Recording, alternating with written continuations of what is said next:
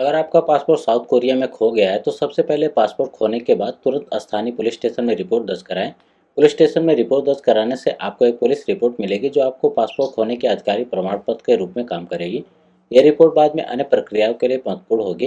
Report में आपकी जानकारी जैसे नाम, पता, पासपोर्ट नंबर, खोने की तारीख और स्थान शामिल करना होता है। भारत के दूतावास या काउंसुलेट से संपर्क करें। साउथ कोरिया में भारत का दूतावास एम्बेसी ऑफ इंडिया सियोल में है। आप वहां से संपर्क करके पासपोर्ट के खोने की जानकारी दें। आप भारतीय दूतावास से लास्ट पासपोर्ट रिपोर्ट प्राप्त कर सकते हैं और एक नया पासपोर्ट जारी करने की प्रक्रिया शुरू कर सकते हैं। पासपोर्ट खोने के बाद नई पासपोर्ट जारी करने के लिए आपको दूतावास में आवेदन करना होगा। इसके लिए आपको कुछ दस्तावेजों की जरूरत होगी, जिसमें पासपोर्ट खोने की पुलिस रिपोर्ट, पहचान पत्र जैसे आधार कार्ड, वोटर ID या पैन कार्ड की कॉपी, फोटोग्राफ, हाल ही में खींची गई पासपोर्ट साइज फोटो, भारत के निवास प्रमाण पत्र यदि आपके पासपोर्ट में पहले से इनका उल्लेख नहीं है, स्वघोषणा पत्र एफिडेविट जिसमें आपने पासपोर्ट खोने की घटना को स्पष्ट किया है, आवेदन शुल्क जो दूतावास द्वारा निर्धारित किया जाता है, इमरजेंसी सर्टिफिकेट मतलब टेम्परेरी पासपोर्ट। अगर आप जल्दी में हैं और नया पासपोर्ट तुरंत नहीं बनवा सकते तो आप इमरजेंसी सर्टिफिकेट के लिए आवेदन कर सकते हैं। ये एक अस्थायी पासपोर्ट होता है जो आपको अपने देश वापस लौटने या यात्रा जारी रखने के लिए दिया जाता है।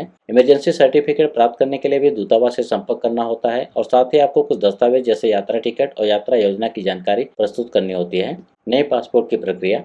पासपोर्ट बनवाने के लिए आवेदन करने के बाद दूतावास में आवेदन पत्र, दस्तावेजों की जांच और आपके बायोमेट्रिक डेटा, फिंगरप्रिंट, फोटो आदि लिए जाएंगे।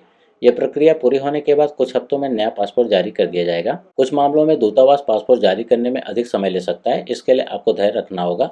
सावधानियां और सुरक्षा। पासपोर्ट खोने के बाद ये सुनिश्चित करना महत्वपूर्ण है कि कोई आपके पासपोर्ट का दुरुपयोग न करे, इसलिए पासपोर्ट को ब्लॉक करना भी जरूरी हो सकता है।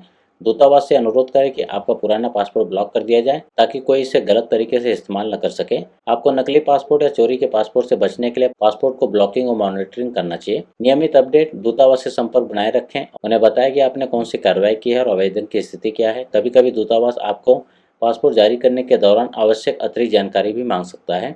वैकल्पिक उपाय। अगर आपके पासपोर्ट की फोटो, नंबर या अन्य महत्वपूर्ण जानकारी सुरक्षित है जैसे कि पासपोर्ट की एक कॉपी, तो प्रक्रिया थोड़ा आसान बना सकती है, इसलिए हमेशा पासपोर्ट की कॉपी जरूर रखें। साउथ कोरिया में पासपोर्ट खोने की स्थिति में आप तुरंत दूतावास से संपर्क करें और पुलिस में रिपोर्ट दर्ज कराएं। सही प्रक्रिया का पालन करके आप जल्दी ही अपना नया पासपोर्ट प्राप्त कर सकते हैं और अपनी यात्रा जारी रख सकते हैं।